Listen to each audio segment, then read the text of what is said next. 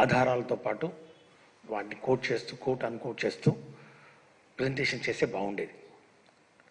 అందుకే ఈరోజు నేను వైసీపీ ప్రభుత్వం గత 5 సంవత్సరాల కాలంలో అప్పుడున్నటువంటి గౌరవ ముఖ్యమంత్రి వర్యులు శ్రీ వైఎస్ జగన్మోహన్ రెడ్డి గారు ఇప్పుడు ప్రతిపక్ష నేతగా ఉన్నారు.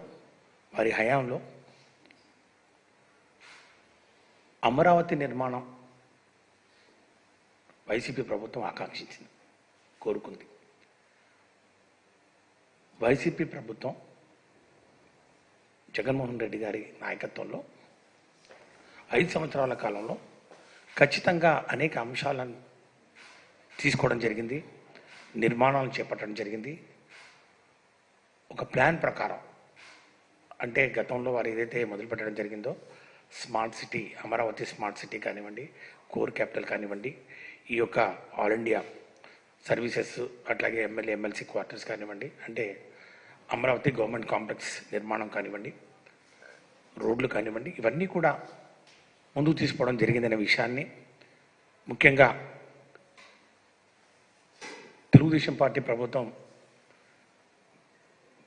తీర్చకుండా పోయినటువంటి అప్పులు ఏవైతే ఉన్నా, బకాయిలు అయితే అనేటివి వాటిని కూడా తీర్చే కార్యక్రమంలో కూడా పూర్తిగా చిత్తశుద్ధితోటి వైఎస్ఆర్ కాంగ్రెస్ పార్టీ ప్రభుత్వం పనిచేసిందనే విషయాన్ని అంకెలతోటి, ఆధారాలతోటి ఈరోజు చెప్పే ప్రయత్నం చేస్తానని చెప్పి కూడా మీ అందరికీ సవినయంగా మనవి చేసుకుంటా ఉన్నాం. దానికి ఒకటే నేను చెప్పదలుచుకున్నాను, ఒక్కసారి మనం గతంలోకి వెళ్ళాల్సినటువంటి అవసరం ఉంది. ఈ అమరావతి నిర్మాణం ఏదైతే ఉందో ఈరోజు మళ్ళా మేము నిర్మాణం చేస్తాం, పునర్నిర్మాణం చేస్తామని చెప్తా ఉన్నారు. ఇది చంద్రబాబు నాయుడు గారు ఈ ప్లాన్ నాది, ఈ విజన్ నాది అని చెప్పినటువంటి వ్యక్తి మరి అమరావతి కోసం, అమరావతి పూర్తి చేయడానికి వారు ఎందుకు పరిపూర్ణంగా ఖర్చు పెట్టలేకపోయారు? వారు పెట్టిన ఖర్చు ఎంత? వారు పెట్టిన బకాయిలు ఎంత? అసలు వారి హయాంలో ఏం జరిగింది అనే విషయం ఖచ్చితంగా రాష్ట్రపతులందరూ కూడా ఒకసారి నేను గుర్తు చేయాల్సినటువంటి అవసరం ఉంది. ఎందుకంటే అక్కడి నుంచి వాళ్ళు మొదలు పెడితే బాగుంటుందని చెప్పి నా యొక్క ఆలోచన విధానం. ఎందుకంటే దాంట్లో ఏం జరిగింది అనే విషయం, ముఖ్యంగా ఆ ఇన్సైడర్ ట్రేడింగ్ అనేది ఏదైతే మేము చెప్పడం జరిగిందో దానికి ఏదైతే వారు దాన్ని ప్రతిఘటించే ప్రయత్నం చేశారో ఆధారాలతో పాటు మేము చూపించిన విషయాన్ని కూడా ఈ సందర్భంగా నేను ఉటంకిస్తా ఉన్నాను. ఒక్కసారి వెనక్కి వెళ్తే ఈ రాజధాని కోసం ప్రకటన జరిగిన సమయం ఏదైతే ఉందో సెప్టెంబర్ 4, 2014లో ఈ రాజధాని ప్రకటన చేయక ముందే అక్కడ భూములు కొనిన మాట విషయం ఒకసారి కూడా పరిశీలన చేయాల్సినటువంటి అవసరం ఉంది. అక్కడి నుంచి మొదలు పెడితే బాగుంటుంది. అక్కడి నుంచి ఏ విధంగా పోయింది ఇప్పుడు? ఎందుకంటే పదే ముఖ్యమంత్రి గారు సంపద సృష్టిస్తాను, సంపద పంచుతాను అంటున్నాడు. సంపద సృష్టించేది ఎవరి కోసం? ఎవరికి సంపద సృష్టిస్తారు? అందరికా, కొందరికా? ఇది అందరి రాజధాని కావాలా లేకపోతే కొందరి రాజధాని కావాలనేది ఒకటి ఖచ్చితంగా ఈ రాష్ట్ర ప్రజలందరికీ కూడా దీని మీద ఒక ఆలోచన చేయాల్సినటువంటి అవసరం ఉంది. ఎందుకంటే మేము ఎప్పుడు కూడా అమరావతి రాజధానిగా ఉండాలని కోరుకున్నాం. అఫ్కోర్స్ మా యొక్క విధానం 3 రాజధానుల విధానం, అందులో అమరావతి కూడా ఒకటి ఉందనే విషయాన్ని కూడా మళ్ళీ ఒకసారి నేను గుర్తు చేస్తా ఉన్నా. అది జ్యుడిషియల్ క్యాపిటల్ ఒకటి, అడ్మినిస్ట్రేటివ్ క్యాపిటల్ ఒకటి, అట్లాగే లెజిస్లేటివ్ క్యాపిటల్లో భాగంగా అమరావతి ఖచ్చితంగా క్యాపిటల్గా ఉంటుంది. అక్కడ ఖచ్చితంగా అభివృద్ధి చేస్తాం. అక్కడ రైతులకు ఏవైతే మరి హామీలు ఇవ్వడం జరిగిందో, రైతులకు ఇవ్వాల్సినటువంటి కౌలు కానివ్వండి, రైతులకు ఇవ్వాల్సినటువంటి పెన్షన్ కానివ్వండి, వాళ్ళ యాన్యుటీ కానివ్వండి, అన్నీ కూడా ఎక్కడ కూడా మిస్ కాకుండా 5 సంవత్సరాల కాలంలో మా ప్రభుత్వం, అప్పుడు వైఎస్ఆర్ కాంగ్రెస్ పార్టీ ప్రభుత్వం, గౌరవ ముఖ్యమంత్రి వర్యులు శ్రీ వైఎస్ జగన్మోహన్ రెడ్డి గారి హయాంలో అన్నీ కూడా టెన్షన్గా వారికి అందించడం జరిగింది అనే విషయాన్ని గణాంకాలతో నేను చెప్తాను. అంతేకాకుండా వాళ్ళకి ఇవ్వాల్సినటువంటి భూమి లేని నిరుపేదలకు ఇవ్వాల్సినటువంటి పెన్షన్ కూడా పెంచినటువంటి విషయాన్ని కూడా మేము ఈ సందర్భంగా నేను తీసుకొస్తాం. రైతులకు కానివ్వండి, భూమి లేని నిరుపేదలకు కానివ్వండి, కూలీలకు కానివ్వండి, అట్లాగే అక్కడ డెవలప్ చేయాల్సినటువంటి ఇన్ఫ్రాస్ట్రక్చర్ కానివ్వండి, అన్నీ కూడా వన్ బై వన్ టేకప్ చేయడం జరిగిందనే విషయాన్ని కూడా నేను చెప్తా ఉన్నాను. ఎందుకంటే మా మంత్రం ఒకటే, వికేంద్రీకరణ మా మంత్రం.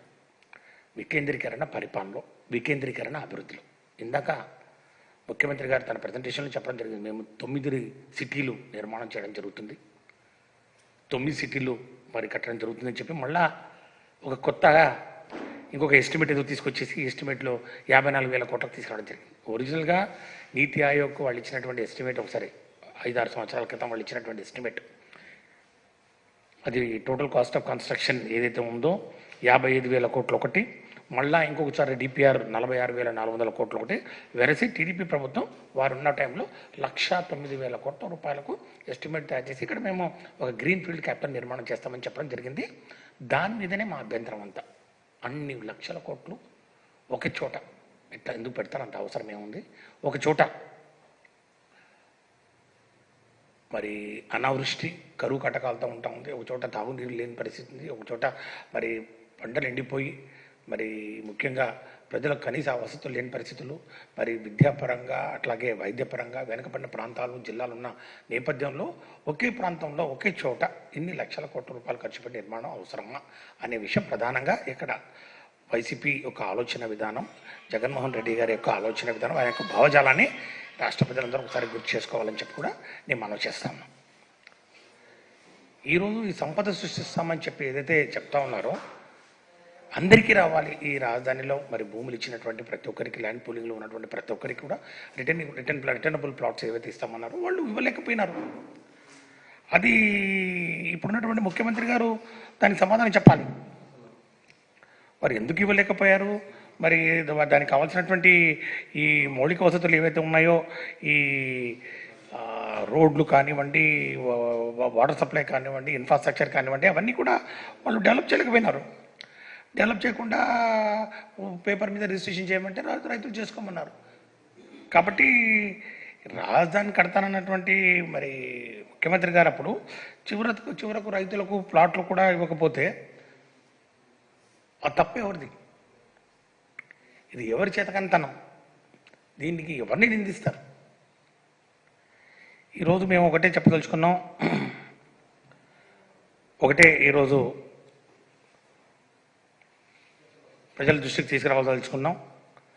ఈ జూన్ 2014 1 నుండి 2014 డిసెంబర్ వరకు రాష్ట్ర విభజన తర్వాత కొత్త ప్రభుత్వం, తెలుగుదేశం పార్టీ ప్రభుత్వం ఏర్పాటు చేసిన తర్వాత రాజధాని ప్రకటన జరిగేంత వరకు ప్రభుత్వ అధికార సమాచారాన్ని వాడుకొని అమరావతి ప్రాంతంలో పెద్ద ఎత్తున భూములు కొనుగోళ్లు జరిగాయా లేదా? గుంటూరు జిల్లాలోని తుళ్ళూరు కానివ్వండి, అమరావతి, తాడికొండ, పెదకురపాడు, మంగళగిరి, పెదకాకాని, తాడేపల్లి, అట్లాగే కృష్ణా జిల్లాలోని ఇబ్రహీంపట్నం, పెనమలూరు, విజయవాడ రూరల్, చండ్రపాడు మండలాల్లో భూముల లావాదేవీలు జరిగాయి. అవి వాస్తవం కాదు. జూన్ 2014 నుండి డిసెంబర్ 2014 వరకు గుంటూరు జిల్లాలో రాజధాని దాని చుట్టుపక్కల ప్రాంతాల్లో 2,279.9 ఎకరాలు కొనుగోలు జరిగాయి రాజధాని రాకముందే. కృష్ణా జిల్లాలో 1,790 ఎకరాలు కొనుగోలు చేశారు. అంటే జూన్ 2014లో 530.69 ఎకరాలు, జూలైలో 685.34 ఎకరాలు, ఆగస్టులో 353.03 ఎకరాలు, సెప్టెంబర్లో 567.226 ఎకరాలు, అక్టోబర్లో రమారమి 564 ఎకరాలు, నవంబర్లో 836 ఎకరాలు, డిసెంబర్లో 531 ఎకరాలు, మొత్తం అందుబాటులో ఉన్నటువంటి రికార్డుల ప్రకారం సుమారు 4,000 ఎకరాలు కొనుగోలు చేశారు. ఇది కరెక్టే కాదని నీకు తెలిసి దీని మీద ఖచ్చితంగా ప్రజలకు చెప్పాల్సినటువంటి అవసరం ఉంది. ఇది మేము ఆల్రెడీ చెప్పడం జరిగింది, అభియోగం చేయడం జరిగింది.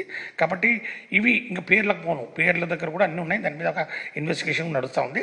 మరి అవన్నీ నిజమా కాదా, అవి నిజంగా కొన్నారా లేదా, అవి వాళ్ళ పేరు మీద ఉన్నాయా లేదా అనేది మరి ఈ యొక్క శ్వేతపత్రంలో అవన్నీ చెప్పింటే బాగుండేది. మరి అవన్నీ చెప్పకుండా కేవలం ఈ యొక్క ఎస్టిమేట్స్ ఏవైతే ఉన్నాయో అమరావతి నిర్మాణాన్ని ఎస్టిమేట్ను మళ్ళా 1,00,000 కోట్ల నుంచి కుదిస్తూ 54,000 కోట్లు అనుకుంటాం. ముఖ్యమంత్రి గారు ఇచ్చినటువంటి ప్రజెంటేషన్లో 51,687 కోట్ల రూపాయలు ఎస్టిమేట్ వేసి ఇన్ఫ్రాస్ట్రక్చర్ గురించి ఇంత కావాల్సి వస్తుందని చెప్పడం జరిగింది. ఎక్కడి నుంచి వస్తుంది, ఇవి ఎప్పుడు డబ్బులు కంప్లీట్ చేశారనే విషయం కూడా టోటలీ సైలెంట్. దాని మీద ఏం చెప్పడం జరగలేదు. ఈ రాజధాని ప్రాంతంలో మరి ఇవాళ పరిస్థితికి పూర్తిగా బాధ్యత వహించాల్సింది టీడీపీ పార్టీ. వారు ఆ రోజు వాళ్ళు ఎంత ఖర్చు చేశారు, ఏం కథ, మరి వాళ్ళ పెట్ ప్రాజెక్టు ఇది, వాళ్ళు మానస పుత్రికని ఇంకా ఏదో చెప్పేసి ఇది మేము కట్టాలనుకున్నప్పుడు మరి వాళ్ళు దానికి ఎంత నిధులు కేటాయించారనే విషయాన్ని కూడా ఒకసారి ఖచ్చితంగా వాళ్ళు చూడాలి. వాళ్ళు ఖర్చు చేసింది ఎంత, దాని తర్వాత మా ప్రభుత్వం వైఎస్ఆర్ కాంగ్రెస్ పార్టీ ప్రభుత్వం అధికారంగా వచ్చిన తర్వాత వారు పెట్టినటువంటి బకాయిల్ని మేము తీర్చే క్రమంలో మేము ఎంత ఖర్చు పెట్టామన్న విషయాన్ని కూడా రాష్ట్ర ప్రజలు తెలుసుకోవాల్సిన అవసరం ఉంది. ఇది అమరావతి మేము నిర్మాణం చేస్తామని చెప్పి 1,00,000 కోట్లు ఎస్టిమేట్లు వేసి 50,000 కోట్లకు డిపిఆర్లు తయారు చేసి చివరకు వాళ్ళు ఖర్చు చేసింది వారి మాటల్లోనే ముఖ్యమంత్రి గారు ఈరోజు ఇచ్చినటువంటి ప్రజెంటేషన్స్లోనే సుమారు 4,900 కోట్లు, 4,800 కోట్లు, 5,000 కోట్లు దగ్గర ఇచ్చినాం. ప్లస్ ఒక 2,000 కోట్లు బకాయిలు పెట్టి వెళ్ళారు. ఈ 5,000 కోట్లు కూడా వాళ్ళు ఏదైతే తీసుకురావడం జరిగిందో అవి కూడా అన్ని అప్పులు తీసుకొచ్చారు. హడ్కో నుంచి మాస్టర్ ప్లాన్ వేస్తాము, రోడ్లు వేస్తాము, ట్రక్ ఇన్ఫ్రాస్ట్రక్చర్ చేస్తామని చెప్పి 1,151 కోట్లు, 1,151.59 కోట్లు తీసుకురావడం జరిగింది. దానికి సంబంధించి రీపేమెంట్ పర్ యానము 100 కోట్లు మేము కట్టడం జరిగింది 5 సంవత్సరాలు. అమరావతి బాండ్స్ వీటిని మరి అమ్మేసి ఒక 2,000 కోట్లు తీసుకొచ్చేసి ఇది ఇన్ఫ్రాస్ట్రక్చర్ డెవలప్మెంట్ ప్రాజెక్ట్స్ అని చెప్పారు. ఇన్ఫ్రాస్ట్రక్చర్ ఏం చేశారో మీరు చూశారు. దీనికి కూడా రీపేమెంటు పర్ ఇయర్ ఆల్మోస్ట్ 886 కోట్ల రూపాయలు జరుగుతాం ఇచ్చింది. అట్లాగే కన్సార్షియం ఆఫ్ బ్యాంక్స్ 3 బ్యాంకుల్లో దగ్గర నుంచి లోన్ తీసుకున్నారు. యూబీఐ కానివ్వండి, ఐబీ కానివ్వండి, బీఓబీ కానివ్వండి, వీటి దగ్గర నుంచి కూడా సుమారు 1,955 కోట్లు, అంటే సుమారు 2,000 కోట్లు. అంటే ఇవన్నీ కలిపి సుమారు 5,000 కోట్లు ఏవైతే ఇచ్చారో అంతా లోన్లే, దానికి రీపేమెంట్ అంతా మేము కట్టడం జరిగింది. వాళ్ళు చేసింది ఆ 5,000 కోట్లకి ఎంత వర్క్ చేశారో మనకు చూడడం జరుగుతుంది.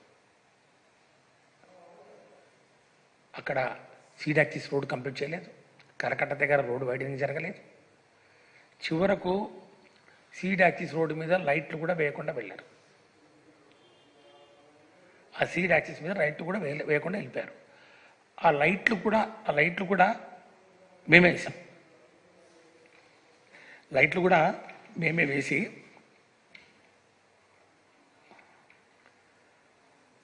అది మొత్తం పూర్తి చేస్తే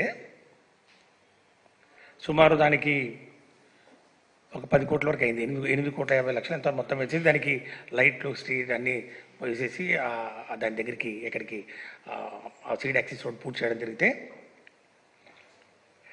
దానికి సంబంధించి కూడా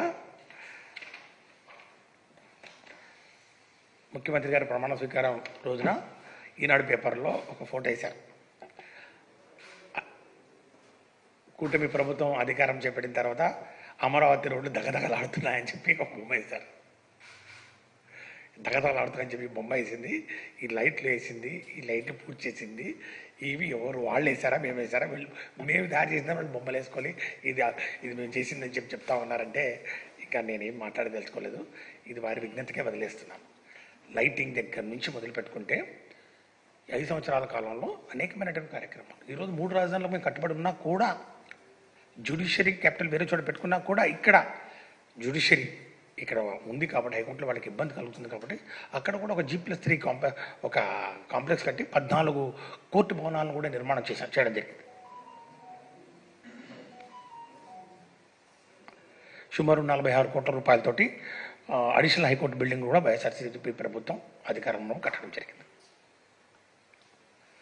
అన్నిటికన్నా ముఖ్యమైనది, ఇది అందరి రాజధాని కావాలి, అందరికీ దీనిలో అవకాశం ఉండాలి.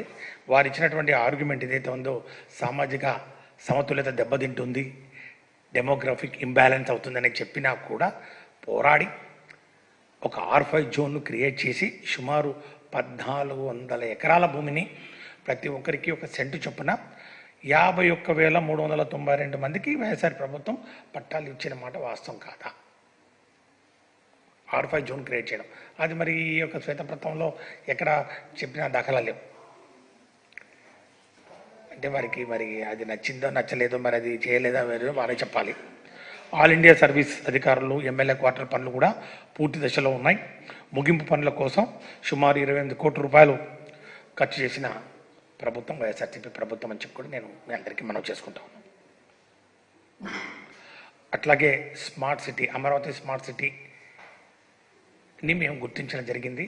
అమరావతి స్మార్ట్ సిటీలో భాగంగా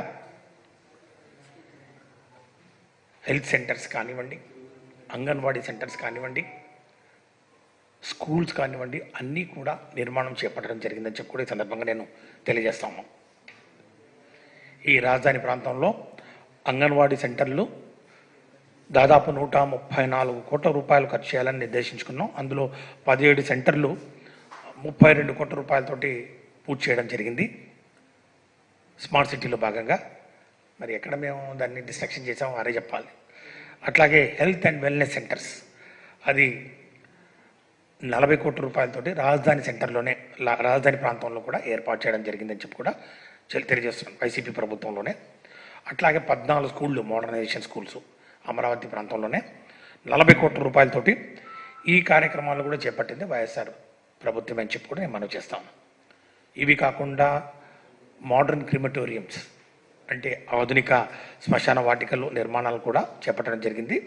మరి ఇప్పుడు వాళ్ళందరినీ ఏం చేయాలనుకున్నా చెప్పాలి. మరి ఈరోజు సుమారు మరి ఈ సీడ్ యాక్సిస్ రోడ్లో మరి ఉన్నటువంటి ఇంటిగ్రేటెడ్ కమాండ్ కంట్రోల్ సెంటర్, ఇది కూడా 18 కోట్ల రూపాయలతోటి ఇది కూడా ఈ పనులు కూడా పూర్తి చేయడం జరిగింది. 18 కోట్ల రూపాయలతోటి ఈ పనులు పూర్తి చేసి స్మార్ట్ సిటీలో సంబంధించినటువంటి అంశాలన్నీ కూడా పూర్తి చేయడం జరిగింది. ఇవి కాకుండా ఈ లైటింగ్ కానివ్వండి, వైడనింగ్ ఆఫ్ రోడ్స్ కానివ్వండి, ఇవి కూడా ఈ అంశాలు వాళ్ళు డిఫరెంట్ స్టేజెస్లో ఇవి ఉన్నాయనే విషయాన్ని కూడా నేను మీ అందరికీ మనవి చేస్తూ ఉన్నాను. అంటే ఈరోజు ఇవన్నీ వాస్తవాలు. ఊరికే వాళ్ళలాగా గ్రాఫిక్స్ చేసి చూపించి ఇవి నిర్మాణం జరుగుతుంది అని చెప్పి అది నిజంగా అయిపోయిందేమో, అవన్నీ ఇప్పుడు లేవు, కనపట్టలేదు, అవన్నీ వైఎస్ఆర్సీపీ ప్రభుత్వం 5 సంవత్సరాల కాలంలో అన్నీ కూల్చేసిందా, లేకపోతే ఏమైపోయినాయి, అదేదో ఐకానిక్ బ్రిడ్జ్ చెప్తా ఉండే. మరి అప్పుడు ఉన్నటువంటి ముఖ్యమంత్రి గారు మరి చంద్రబాబు నాయుడు గారు మరి ఐకానిక్ బ్రిడ్జ్ ఏది, ఐకానిక్ బ్రిడ్జ్ చెప్తా ఉన్నారు కదా, కృష్ణా నది మీద ఐకానిక్ బ్రిడ్జ్ ఒకటి కట్టాలని చెప్పి. ఐకానిక్ బ్రిడ్జ్ ఏది కనపడలేదు, ఏమైంది, ఇది వీళ్ళు ఏమైనా చేశారు దీన్ని? నేను చెప్తా ఉన్నాను, ఐకానిక్ బ్రిడ్జ్ అనేది గ్రాఫిక్ అమ్మా. రియల్ బ్రిడ్జ్ ఏదైతే ఉందో మేము కట్టి చూపించినాం. ఈ ఐకానిక్ బ్రిడ్జ్ సంగతి పక్కన పెట్టి రియల్ బ్రిడ్జ్ ఏదైతే ఉందో ఈరోజు ఈ వెస్ట్ బైపాస్ రోడ్ ఏదైతే ఉందో మీ అందరికీ తెలిసి ఉంటుంది. ముఖ్యంగా ఈ కృష్ణా రివర్ మీద జాతీయ రహదారులు వాళ్ళ విస్తరణలో భాగంగా ఈ వెస్ట్ బైపాస్ రోడ్ అది అమరావతి మీద పోతూ ఉంది. It's a beautiful connection to Vizag, it is beautiful connection to Vijayawada, it's beautiful connection to Chennai. So హైదరాబాద్కి, వైజాగ్కి, చెన్నైకి కనెక్టివిటీ ఉన్న ఈ యొక్క వెస్ట్ బైపాస్ రోడ్డు ఉంటే ఆ బైపాస్ రోడ్డును డెవలప్ చేయడానికి వాళ్ళకి ఇష్టం లేదు. గవర్నమెంట్ ఆఫ్ ఇండియా అలైన్మెంట్ కోసం సమకూర్చుకున్నటువంటి భూములు ఏవైతే ఉన్నాయో ఆ భూముల్ని రిటర్నబుల్ ప్లాట్లుగా కేటాయించి ఆ బ్రిడ్జిని రానియకుండా, బైపాస్ రోడ్డును రానియకుండా తెలుగుదేశం పార్టీ ప్రభుత్వం అప్పుడటువంటి ముఖ్యమంత్రి గారు అడ్డుకున్నారా లేదా అనే విషయం మీద ఖచ్చితంగా శ్వేతపత్రంలో చెప్పింటే బాగుండేది. ఇది వాస్తవం కాదని అడుగుతాం. మేము గ్రాఫిక్స్ గురించి మాట్లాడలేదు ఇక్కడ రియల్గా ఈరోజు వెస్ట్ బైపాస్ రోడ్డు ఏదైతే ఉందో వెస్ట్ బైపాస్ రోడ్లో అలైన్మెంట్ కోసం ఆగిపోయినటువంటి బ్రిడ్జ్ ఏదైతే ఉందో ఆ బ్రిడ్జిని, ఆ అలైన్మెంట్కి సంబంధించినటువంటి భూములు రిటర్నబుల్ ప్లాట్స్ ఏవైతే వాళ్ళు ఇవ్వడం జరిగిందో దానికి సంబంధించినటువంటి మరి ఆ యొక్క డిఫికల్టీసు, బాటిల్ నెక్స్ అన్నీ కూడా వైసీపీ ప్రభుత్వం అధికారంలోకి వచ్చిన తర్వాత అధికార యంత్రాంగాన్ని పూర్తిగా దాని మీద దృష్టి పెట్టించి మోహరించి సుమారు 24 కోట్ల రూపాయలు ఇంకా పెండింగ్లో ఉన్నటువంటి డబ్బులు ఏవైతే ఉన్నాయో అన్నీ కూడా తీర్చి ఆ సమస్యలను ఒక కొలికి తీసుకొచ్చి అలైన్మెంట్ని తురుగు చేయడం జరిగింది. ఇప్పుడు ఆ బ్రిడ్జి ఇంకొక 3 monthsలో కంప్లీట్ అవుతా ఉంది. ఈ బ్రిడ్జ్ కూడా, ఈ పనులు కూడా పూర్తవుతున్నాయి. 3 monthsలో ఆ యొక్క బ్రిడ్జ్ ఏదైతే ఉందో కృష్ణా నది మీద beautiful connectivity to Hyderabad, Vizag and Chennai. Main axis connectivity. ఈ సమస్యలన్నీ తీర్చేసి మరి ఈ యొక్క అమరావతి ప్రాంతాన్ని బయటి ప్రపంచంతో అనుసంధానం చేసే హైవేని తీసుకురావడం జరిగింది. అది కూడా పూర్తవుతా ఉంది. మరి ఇది వైసీపీ ప్రభుత్వం చేసింది కాదా? దీన్ని డిస్ట్రక్షన్ అంటారా? దీన్ని విధ్వంసం అంటారా? దీన్ని నిర్మాణాత్మకంగా ఈ యొక్క క్యాపిటల్ ఏదైతే ఉందో అమరావతిని ముందుకు తీసుకుపోయే కార్యక్రమం వైసీపీ చేసిందని అంటారా? ఈరోజు రాష్ట్ర ప్రజలు నిర్ణయించారు. వాళ్ళు చెప్పినటువంటి ఐకానిక్ బ్రిడ్జ్ గ్రాఫిక్స్కు వాస్తవంగా వైసీపీ ప్రభుత్వం అధికారంలోకి వచ్చినటువంటి పూర్తి చేసినటువంటి ఈ రెండు కూడా ఒకసారి మనం చూడాలి. ఈ ఐకానిక్ గ్రాఫిక్ బ్రిడ్జ్ ఏదైతే చూపించారో ఇప్పుడు అది వాస్తవ రూపంలో కనపడుతున్నటువంటి బ్రిడ్జ్. మరి రాజధాని ప్రాంతానికి మంచి చేసింది మరి చంద్రబాబు గారా లేకపోతే వైసీపీ ప్రభుత్వం మరి జగన్మోహన్ రెడ్డి గారు అనేది రాష్ట్ర ప్రజలు నిర్ణయించారు.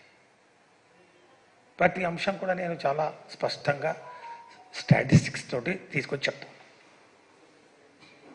ఈ యొక్క స్మార్ట్ సిటీ నిర్మాణం కానివ్వండి, ఇంటిగ్రేటెడ్ కమాండ్ కంట్రోల్ కానివ్వండి, అంగన్వాడీ సెంటర్స్ కానివ్వండి, స్కూల్స్ కానివ్వండి, తర్వాత వెల్నెస్ హెల్త్ సెంటర్స్ కానివ్వండి, ఈ రోడ్లు కానివ్వండి, రోడ్డు మీద లైటింగ్ వాళ్ళే వేసుకున్న లైటింగ్, ఈ లైటింగ్ వేసి దగదగలాడుతుందని చెప్పి లైటింగ్ వాళ్ళే వేస్తారా మేము వేసినారా వాళ్ళు చెప్పాలా?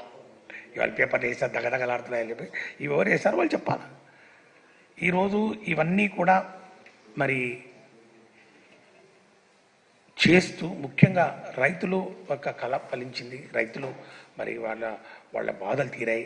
రైతుల్ని అని చెప్తూ రైతుల్ని మేము ఇబ్బంది పెట్టినట్టు ఈరోజు ఒక అభూత కల్పనను సృష్టించే ప్రయత్నం చేశారు. దానికి నా సమాధానం ఒకటి, రైతు ప్రయోజనాలను దృష్టిలో ఉంచుకొని వైసీపీ ప్రభుత్వం శ్రీ వైఎస్ జగన్మోహన్ రెడ్డి గారు చాలా ఉదారంగా వ్యవహరించిన విషయం వాస్తవాలతో నేను ఈరోజు మీకు చెప్పదలుచుకున్నాను. ముఖ్యంగా వారికి ఇవ్వాల్సినటువంటి కౌలు ఏదైతే ఉందో ఎక్కడా కూడా పెండింగ్ పెట్టలేదు. 4 సంవత్సరాల కాలంలో వాళ్ళకి ఇవ్వాల్సినటువంటి యాన్యుటీ, ఈ యాన్యుటీ ఏదైతే ఉందో 2019-20 కాలానికి 24,336 మందికి 170 కోట్లు పెయిడ్, 2020-21కి 23,694 మందికి 176.71 కోట్లు పెయిడ్, 21-22 ఫైనాన్షియల్ ఇయర్కు 23,105 మందికి 185.35 కోట్ల రూపాయలు పెయిడ్, 22-23కు సంవత్సరానికి 26,043 మందికి 192.84 కోట్ల రూపాయలు పెయిడ్. అట్లాగే 23-24 సంవత్సరానికి 23,915 మందికి 191.73 కోట్ల రూపాయలు, అందులో 16.64 కోట్లు పెయిడ్, మిగతాది 175.09 కోట్లు సిఎఫ్ఎంఎస్లో పెండింగ్లో పెట్టడం జరిగింది. ఎలక్షన్ కోడ్ రావడం ఆ టైంలో అంతవరకు వచ్చింది. టోటల్గా 741.86 కోట్లు పెయిడ్, దేనికన్నా 916 కోట్లకు గాను మిగతా 175 క్రోడ్స్ దాంట్లో యాన్యుటీ అబ్సల్యూట్ స్టాటిస్టిక్స్. అట్లాగే పెన్షన్ కూడా ఒకసారి గమనించినట్లయితే ఎవరికైతే మరి వ్యవసాయ కూలీలకు వాళ్ళకైతే 2,500 రూపాయలు పెన్షన్ ఇస్తామని చెప్పడం జరిగిందో వాళ్ళు ఇస్తూ ఉన్నారు. ఆ పెన్షన్ కూడా ఎక్కడ కూడా క్రమం తప్పకుండా ఏ సంవత్సరంకి ఆ సంవత్సరం ఇవ్వడం జరిగింది. 2019-20 గాను 20,706 కుటుంబాలకు 61.79 కోట్ల రూపాయలు పెయిడ్, 2021కి 19,532 కుటుంబాలకు 58.41 కోట్ల రూపాయలు పెయిడ్, 21-22 సంవత్సరానికి 19,425 కుటుంబాలకు 57.75 57.75 కోట్ల రూపాయలు పెయిడ్, 22-23 సంవత్సరానికి 19,118 53.73 కోట్ల రూపాయలు పెయిడ్, 23-24 సంవత్సరానికి 17,391 మందికి 56.35 కోట్ల రూపాయలు పెయిడ్. సుమారు మొత్తం 5 సంవత్సరాల కాలంలో వాళ్ళకి ఇవ్వాల్సినటువంటి పెన్షన్ ఏదైతే ఉందో 283 కోట్ల రూపాయలు అక్షరాల మొత్తం వారికి ఇవ్వడం జరిగింది అని చెప్పి కూడా ఈ సందర్భంగా మీ అందరికీ తెలియజేస్తూ ఉన్నాను.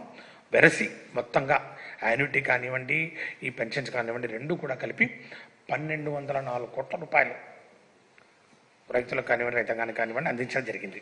ఎక్కడైతే ఈ యాన్యుటీలో ఫిగర్స్ తగ్గాయో 2019కి, అట్లాగే పెన్షన్స్లో ఫిగర్స్ తగ్గాయో ఇవి వ్యాలిడేషన్లో 6 స్టెప్ వ్యాలిడేషను, అట్లాగే ఈ కొన్ని కేసులు పెండింగ్ ఉండడం వల్ల ఈ ఫిగర్ తగ్గాయి.